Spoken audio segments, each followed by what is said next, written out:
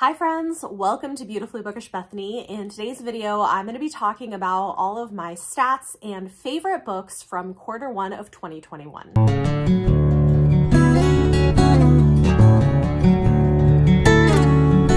So it is April, we have made it through the first quarter of the new year, and I like to do these quarterly reflections on how my reading has been going for the first quarter.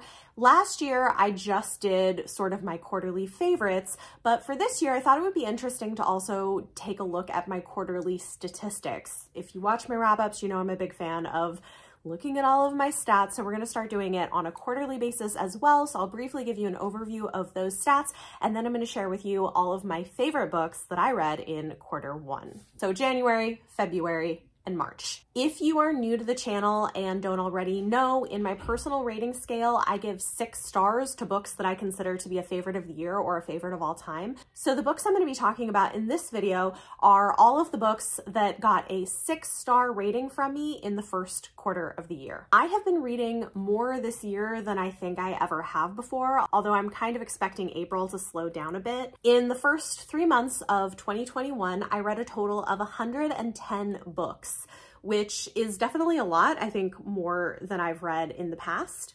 In terms of pages, that is 36,033 pages, which does include my audiobooks. So in terms of how these are breaking down by type, 47 of the books that I read were audiobooks, 35 of them were ebooks, and 28 of them were physical books. I've had 3 rereads so far this year, and I've had 8 DNFs, or books that I did not finish. Especially in the first part of the year, I was really in this mode where I was like, if I'm really disliking something, I'm just gonna DNF it. I feel like now I kind of need to get back to that because I think I've gotten out of that, gotten out of that mode a little. In terms of the age categories I've been reading, if you've been watching my wrap-ups, this is probably gonna come as no surprise, but I have been reading a lot of adult books. 75 of the books that I've read so far this year have been targeted at an adult audience, which is, that's a lot. I mean, out of 110 books, that's, you know, that's around 70%. I've read 27 books targeted at a YA audience and 8 books targeted at a middle grade audience, which is funny because I think I've read in the first quarter of the year about as much middle grade as I read in the entirety of 2020. That's definitely a shift that's happening. In terms of genres, here's the genre breakdown. Again, this is going to come as no surprise. My most read genre this year has been romance. On this chart, you're going to see it broken down by type: speculative, historical, and contemporary romance. But if you add those together, almost 35% of my reading has been romance. Then 30% of it has been fantasy. So actually, I think I expected the romance percentage to be even higher than it is. I didn't realize that I was reading almost as much fantasy, but those are definitely my most read genres. And what's interesting, and I guess makes sense because I feel like I've been on kind of a nonfiction kick this year more than usual, my next highest read genre is nonfiction at 9%. Looking at when the books were published, the earliest publication date of a book I've read was 1936. 45 of the books that I read were published prior to 2020. 22 of them were published in 2020, and 43 of them were published in 2021. So this is telling me that about half of my reading is frontlist titles, so either recent or new releases, which tracks with the fact that 52% of the books that I read are books that I've either had for review or for judging. I'm a judge for the Vivians, which is a romance literary award. So yeah, about half of my reading has been things that I need to read either for review or for judging.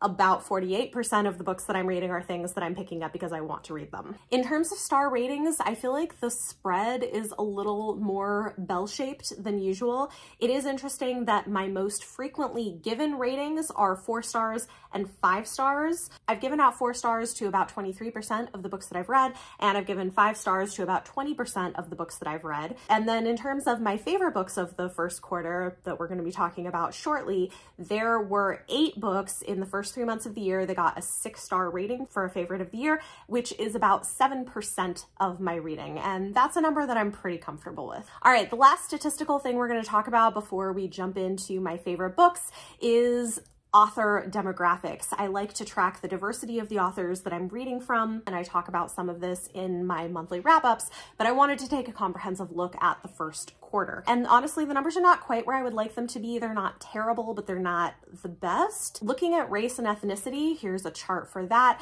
60% of the books that I read in the first quarter were written by white authors, and about 40% of the books that I've read were written by Black, Indigenous, or person of color authors, except for, I think I have like a 1.8% for white Jewish authors, which I've started to pull out in my spreadsheet. Ideally, I would like to see that number of white authors read hovering closer to 50%. So for quarter one, it's about 10% higher than I would like it to be. Looking at how many queer authors I'm reading from, this is much closer to my target number. 22% of the books that I read in quarter one were written by LGBTQ plus authors. And my stated goal was to hit about 25%. So that's looking pretty good. So with that said, let's go ahead and dive into the 8 books that I gave 6 stars, which means that they are a favorite of the year for me. I actually own copies of all but one of them. So why don't we start with that? The one that I don't yet own a copy of because I own, and the reason for this is I'm waiting for it to come out in paperback because I own the rest of the series in paperback. And so I'm like, okay, are you going to release a paperback? Paperback yet? But this is Return of the Thief by Megan Whalen Turner. It is the final book in the Queen's Thief series, which is a YA fantasy series with lots of political elements. It's such a great series. I think it's really underrated and I love it a whole lot. It's really smart and has tons of political intrigue and interesting world building, but in books that are mostly pretty short and don't take that long to get through. This book is the exception. This is, I think, the longest book in the series, but it was so wonderful. In this book, we got to follow a disabled main character, which I thought was pretty cool and seemed to be done pretty well, as much as I can tell. Correct me if I'm wrong if you know differently, but from what I was seeing, I thought it was done pretty well. We also got to see some of our faves from earlier in the series later in life, not super late in life, but like in their 20s.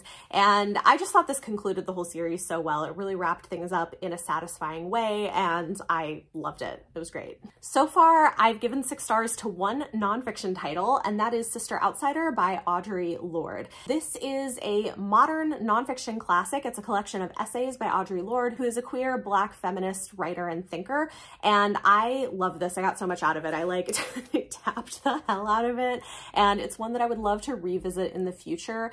And it was really interesting reading this too, because there's a lot of more recent work that I've read where I'm now like, oh, okay, I can see where those ideas originated. It's clear that this has been a very influential piece of nonfiction, and I loved it. This is well worth your time, and it's one that I could see returning to in the future and rereading. It would also be a great one for discussion. It's the kind of thing that I could see being really valuable to read with a group and read like an essay at a time and discuss. So who knows, maybe at some point in the future we'll do that, but definitely one of my favorite books that I've read in 2021. While we're here, why don't we continue with the more literary side of things? I had a couple of other more kind of literary books that made my favorites list. One is The Bloody Chamber by Angela Carter. This is a collection of short stories that are kind of dark feminist reimaginings of fairy tales. And I loved this collection so much. This and the next book that I'm going to talk about, I read for a vlog project where I read my friend Mara from Books Like Woe's favorite books. I will link that up above if you haven't seen it and you want to check it out. But I absolutely loved this. I think it's so interesting and so smart. It's also got tons of literary references and allusions throughout the stories, and it's very subversive.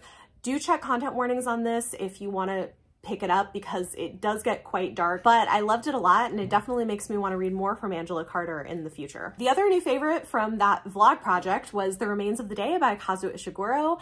I loved this book so much. And again, this has really just sparked my interest in reading more from Kazuo Ishiguro in the future. This is not going to be everybody's cup of tea because it's very slow paced and it is almost entirely character driven. So the main character is an English butler at the end of his career facing a world that has changed really radically, and he's going on a little trip through the English countryside reflecting on his life, on the choices he made, the things that maybe he missed out on, and it's just really emotional and nostalgic, and I think reflecting on like the choices we make in life and what gives life meaning. And I don't know. I love this a lot. It made me very emotional, and I think especially right now, I'm at a point in my life in my mid-30s where this had a lot of resonance with me, and it's another book that I could see definitely returning to again in the future, and I'm so glad I read it. Also, the prose was just beautiful. I love the way that he writes.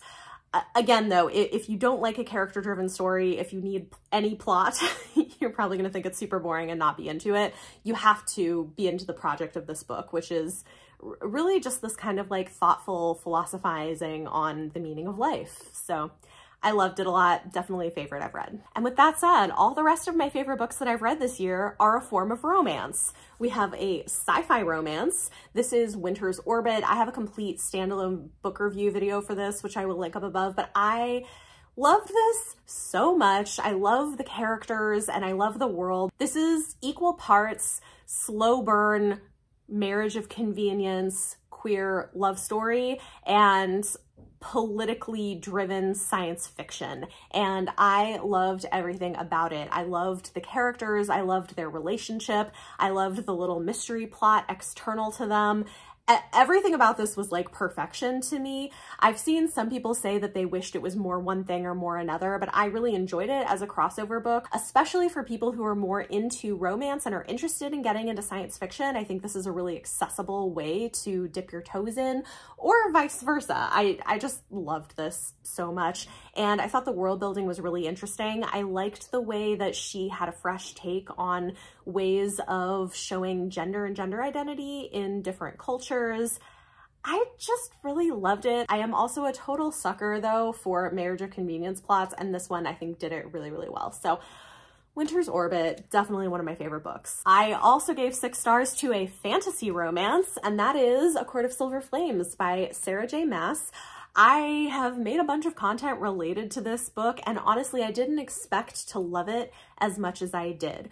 I enjoy Sarah J. Maas. I enjoy her books. I know she's not everybody's cup of tea, but I generally really enjoy them, and I think she's becoming an increasingly better writer with more nuance and depth to what she's doing, which I think is partly because she's getting older. Like, I think a lot of people don't always talk about the fact that she was a teenager when she wrote Throne of Glass, and so you can definitely see her maturing with time. And this, I think, is my favorite book that she's written so far. I loved it a whole lot. This is definitely her pivoting to adult romance. It is very, very steamy. It's written for an adult audience, and she's just like kind of no holds barred going into that, and I love it. I love to see it from her. The thing that I think this book does really, really well is it is a book about healing from trauma. This is following Nesta's journey. She is very broken, she's very prickly, and she has a lot of trauma that she needs to face. She has PTSD, and this is a book about her healing and her finding love, and I was so here for it. It was great. I have gushed about this enough on the internet, so I'm not going to say anything more here, but if you want to see more detailed thoughts, I have a reading vlog where I share everything I was feeling in the moment for this book. I also have a standalone video review of this book, which I will link up above, where I get in more detail my thoughts on some of the content warnings in this book and why it meant as much to me as it did. And then lastly, if that is not enough, I also have an episode on Chapter 3 podcast, which is linked down below, where myself and my friend Izzy from Happy for Now have an in-depth spoilery discussion of this book. So I have all the Court of Silver Flames content for you if you should want it. Some of you may not, but if you want it, it's there. And I really love this book. It meant a lot to me. I think I've also cemented the fact that prickly heroines are so my jam, and Nesta is totally prickly heroine. Yeah, I love this. It resonated with me. It moved me. Easily 6 stars. Then, speaking of prickly heroines, I also have a contemporary romance. This is Careless Whispers by Sinithia Williams.